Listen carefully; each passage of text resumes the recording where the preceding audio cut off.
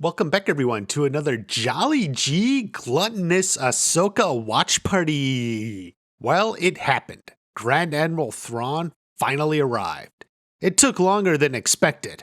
Not because it was a delayed entrance to build suspense, but because there was so freaking much of him. Yes, we've been waiting for years to see Grand Admiral Thrawn in live action.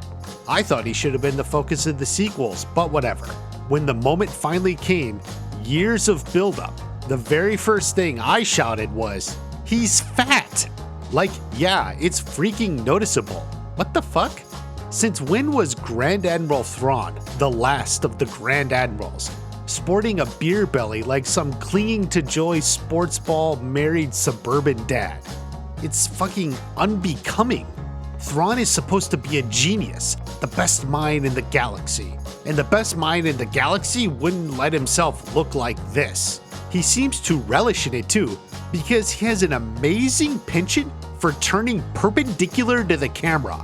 Like, rarely have you seen a character seem to stand like that, but Thrawn kept doing it.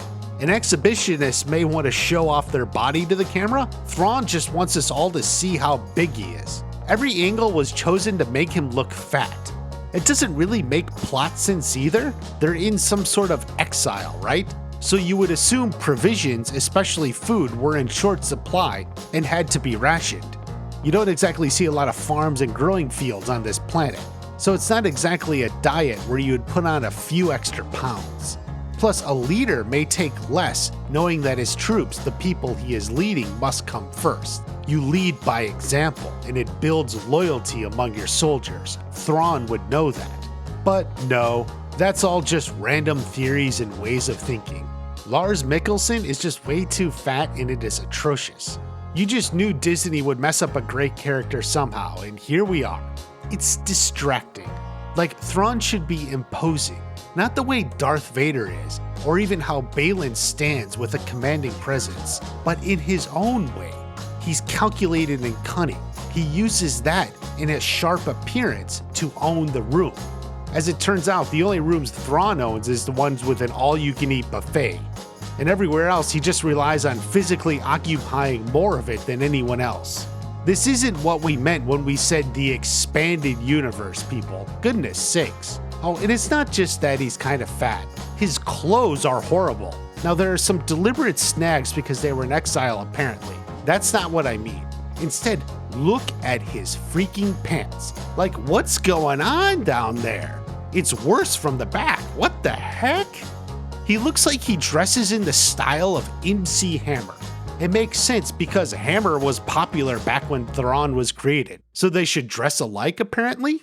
I guess you can assume while in exile, Thrawn was passing the time as a rapper.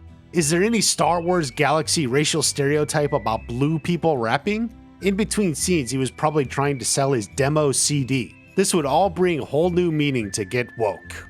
While his voice was good and the performance is there, that's not enough. There's a reason actors care about their looks and think about their looks, no matter how they look.